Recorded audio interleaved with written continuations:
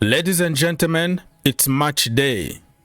Today is Tuesday, August the 6th, 2024 in the US. It might be already Wednesday somewhere else, but I'm still in the Eastern time here. And today is a big game. Chelsea against Real Madrid.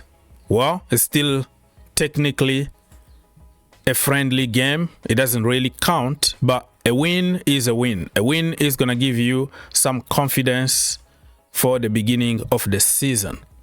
Don't forget to like, subscribe, share, comment down below. Help your brother out.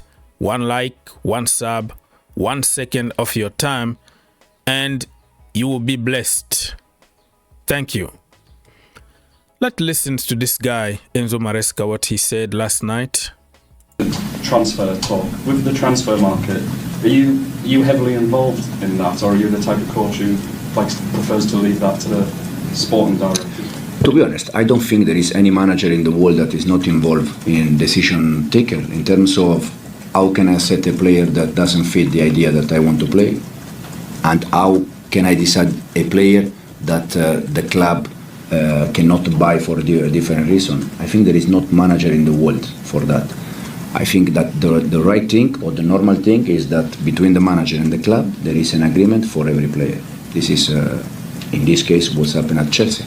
This transfer talk with the. Well, I hope you heard a little bit. Probably it's too loud or something, but it is what it is. Basically, for people who've been saying that Enzo Maresca is just a puppet, he's a yes man. The owners are not going to give him any power to choose who is coming in and who is going out. He came out to say, no, I am involved 100%.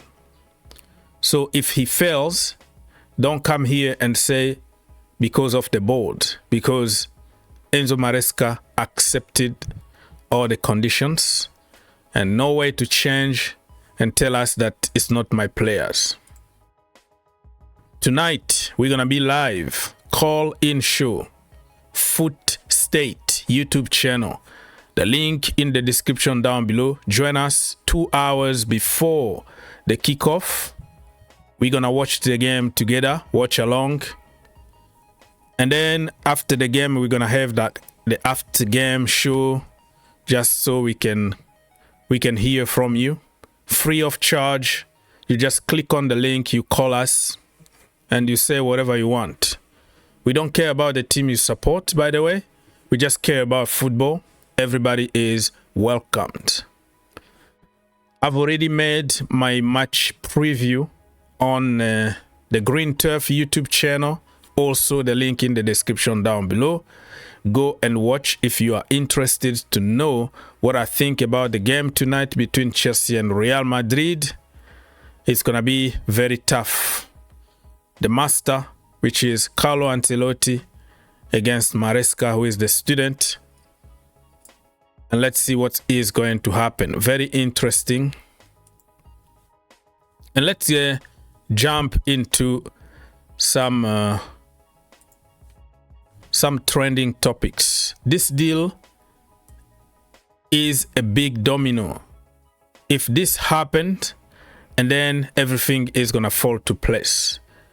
Julian Alvarez need to sign for Atletico before Gallagher signed for them, and Omorodion comes to Chelsea, and it could open up Manchester City to go on the market and buy somebody else. So you see the domino and a lot of money involved in this deal, but absolutely Ebola. He wants pretty much everything. City bought him for 18 million only. Look at very short period of time. He won two Premier Leagues, 1 Champions League, 1 Club World Cup, UEFA Super Cup, FA Cup. This is like his medals at Manchester City only. And if you go to the national team, this guy is just amazing. FIFA World Cup, 2 Copa America with Argentina. What else can you ask? No, Only one. Copa America, I think, is only one. The first one, I think he was too young back then. I don't know. Correct me. Put your comment in the description down below if Julian Alvarez was in the first Copa America. That was in 2021 or something. I even forgot when was that.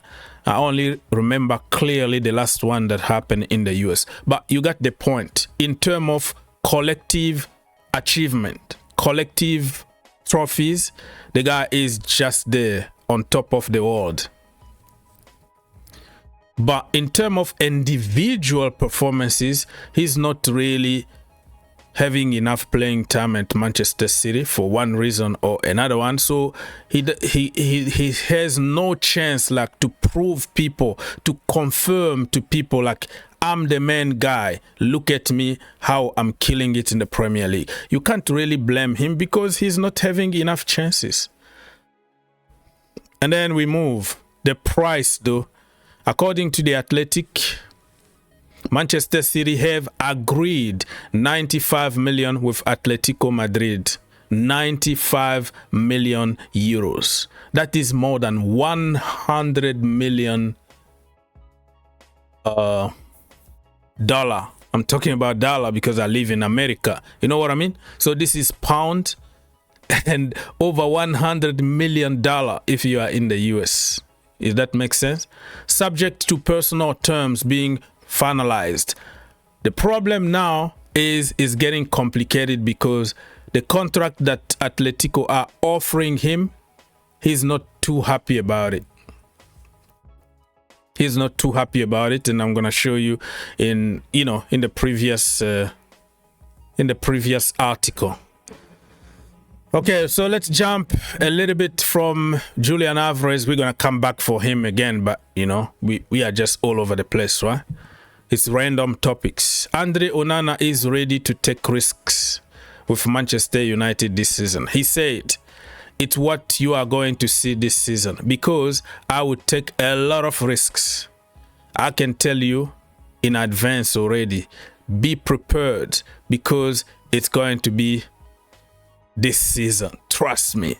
I will enjoy even more when this season starts. So everybody knows now that, hey, all you have to do is shoot from distance, top bins, top corners, because the guy sometimes forget that he's a goalkeeper and it's okay to save the ball with his hand.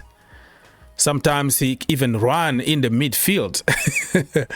So everybody is prepared now, and you must be prepared because you're going to have those, cheap top bottom, top corners.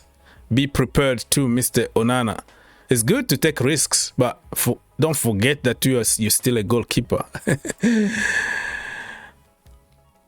Okay, so this is from Fabrizio Romano like few minutes ago. He said, the current contract offer from Atletico Madrid is not what Julian Alvarez respected. So probably he was expected 250k a week, 7 years or something. Because some report came up this morning saying that everything is agreed, it's going to be signed in the next coming hours. It was just BS. Contradiction everywhere, depending on the source. The negotiations are at a tense point. He has to accept the contract from Atleti, otherwise everything could collapse. Fingers crossed. Fingers crossed. Wow. I think they're gonna agree, but it's normal negotiation tactics. He's in the powerful position at the moment, so he need to get as much money as he can. City are getting 95 million euros. Julian Alvarez with his agent need full pocket. Okay, Fabrizio Romano explained on Monday, all three deals are connected. Samu will go to Chelsea. Conor Gallagher will join Atletico only if Julian Alvarez signed for Atletico Madrid. Negotiations are still ongoing between Julian and Atletico on contract terms. No green light yet. interesting. Dani Olmo to Barcelona. Here we go. He's the kid from the hood. He came from La Masia. He went away for years. Now he's back home. Contract until June 2030. I think Barcelona are going to be a very good team next season. Not only Real Madrid. So 55 million guarantee package plus 7 million on add-ons. Main part difficult to reach. Very, very interesting to see what Barcelona are gonna do next season against Real Madrid. And I tell you what, tonight, Chelsea against Real Madrid, somebody put this on social media, expected starting 11 against Chelsea. Am I supposed to be afraid of this? Thibaut Courtois, Lucas Vazquez, Edouard Eder Militao, Tony Rudiger, Fran, Gula, Mario Martins, Modric, Rodrigo, Endrick, Vinicius Jr. Oh my Lord, have mercy. I'm not afraid. I'm not afraid of Real Madrid. It's going to be interesting to see if Maresca is going to prioritize result or playing style. Continue to do the same over and over again, even if you are losing games. Interesting. Okay, let's go to Complaining FC. Chelsea fans online. Glenn Robertson. Pretty sure squad just needed rid of some fringe players, sign an experienced goalkeeper, an experienced center half, and a proper striker. We have signed none of this. Just because we didn't sign Osimhen, we didn't sign Haaland and Didier Drogba, big names. We didn't sign Lewandowski. That means Chelsea are doing a bad business. People need to wake up. This is not Abramovich anymore. Time has changed. Just because you sign Omorodion or you sign Cole Palmer from Manchester City Academy doesn't mean it's a failure. It doesn't mean that you don't have ambitions. For Chelsea fans, ambitions just mean spend a lot of money on shiny toys. But those shiny toys, most of the time, they let us down. So I'm going to keep an open mind on Omorodion. I didn't choose him the end of the day. I don't make decisions. But when he's already there, I'm going to give him the benefit of the doubt. And who knows, he might perform even better than Osimhen, who can come to Chelsea probably with a lot of pressure. This is the Premier League. It's not a cup of tea. Chelsea FC. It will take a lot of time, generations, for Chelsea entitled fans to understand that football is not always black and white. It's not always buy, and buying success. You can spend whatever, but at the end of the day, you don't win anything. Look at Zirkzee. Oh my goodness, he's going to have number 11 at Manchester United. Interesting.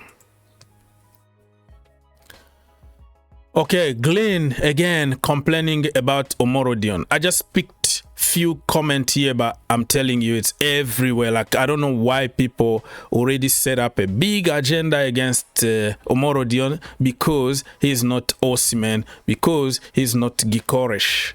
Gyökeres was in the championship last season or last summer. He was there for 12 million. If Chelsea went for him, paid 12 million, okay, for Victor Gyökeres, the same people were going to say lack of ambitions, because we need a proven world class, not Gyökeres. But the same people, 10 months later, they want to break the bank. Go spend whatever it takes. It's not my money. Show some ambitions. We are Chelsea Football Club. But brother, the same guy was there for 12 million last freaking season. If you were patient enough and you went there and gave him 1 season only, probably you were going to save 80 million on this guy. So Glenn Robertson continues here. For those who have never heard of him, he was not good enough to start for Atletico Madrid, so they sent him on loan to newly promoted Deportivo Alaves. Meanwhile, Atletico are signing Alvarez from Manchester City levels. This is stupidity in a high level. 19 years old when he went on loan. When Falcao was at Atletico Madrid, right? Diego Costa, 19 years old, couldn't even get playing time. They sent him on loan to develop. Probably 3-4 years he was just going on loan here and there. When Falcao left to Monaco, Diego Costa came and started killing it. After 1 season, Chelsea went to buy him, and the rest is history. Everybody knows who Diego Costa was, but if he didn't go on loan. So going on loan doesn't mean that you are a bad player. Probably you have other players who are ahead of you. Probably you have more quality than them, but the hierarchy need to be respected. There are players already ahead of you.